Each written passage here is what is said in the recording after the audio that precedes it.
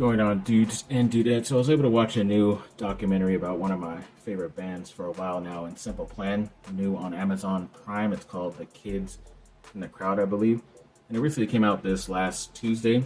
So I watched it that night, and overall I thought it was a really good documentary about them. I know I've always seen like a lot of behind the scenes DVDs and all that stuff in their younger years, but it had a mix of that, but also like now that they're way older and reminiscing about that time and all that stuff and making albums and stuff too. So I thought it had a really good mix of both that, making of certain albums and the kind of stuff they had to go through while growing up in this band. And they even touched on like some of the controversial thing of why they had to let go of their bass player that was in the band since like the beginning, and his like allegations and stuff. I mean, they only spent like maybe less than 5 minutes on it, and it was like towards the end of the documentary, but either way I guess they still brought it up, right? But overall, if you're into pretty good documentaries, I say definitely check it out. Obviously, I'm a little bit biased because it's a band that I like, but I still thought it was still well done, in my opinion.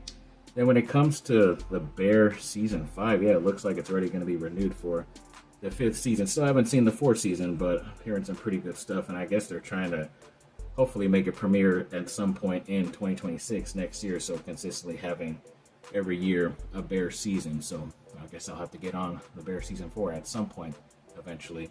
And then it looks like James Bond found a new director in Denis Villeneuve. I always want to say Villanueva, but I think it's Villeneuve.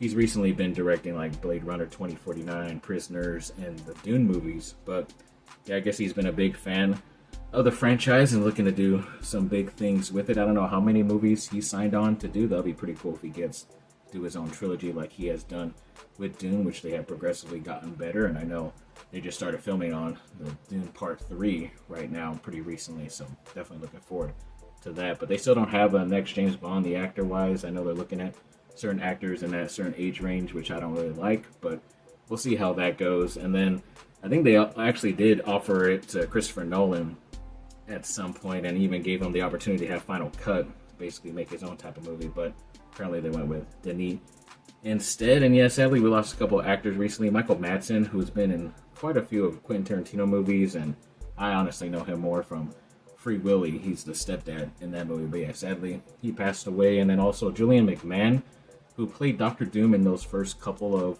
Fantastic Four movies that nobody likes, but I still thought they were pretty good because I was growing up with them, and I think he's well known for that show Nip Tuck as well, which I never got to see, on FX, but I heard it was a pretty good show. So yeah, sadly we lost both those guys pretty recently, but yeah, overall, quick update for you on some movie stuff I'm interested in.